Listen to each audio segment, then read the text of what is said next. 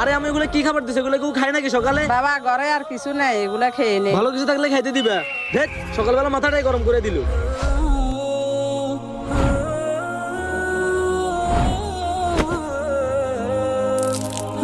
আরে ভাই, আপনি এটা কি করলেন?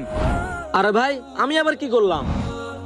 আরে ভাই, আপনি এই খাবারগুলো কেন ফেলে দিলেন? আমার খাইতে ইচ্ছা করে না তাই ফালাই দিছি। ভাই, আপনি এখানে খাবারগুলো অপচয় করতেছেন, আর এদিকে নোয়াখালীর মানুষদের বন্যার পানিতে বাড়িঘর ডুবে যাচ্ছে এবং তারা না খেয়ে মরতেছে। ওরা না খেয়ে মরলে আমার কি? হ্যাঁ খাবো রে। হ্যাঁ আরে আমার সাথে এগুলো কি হইতেছে?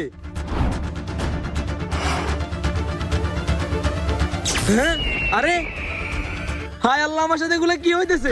হ্যাঁ আমি বলতেছি খাবারের অভাবে নোয়াখালীর মানুষ না খেয়ে মরতেছে, আর তুই এখানে খাবার অপচয় করতেছস। এই কারণে আল্লাহ তাআলা তোর উপরে গজব দিছে। এখনো সময় আছে, তুই আল্লাহর কাছে তওবা কর। হ্যাঁ হে আল্লাহ, নোয়াখালী, ফেনী, কুমিল্লার মানুষদের বন্যা থেকে উদ্ধার করো। সবাই কমেন্টে বলি আমিন।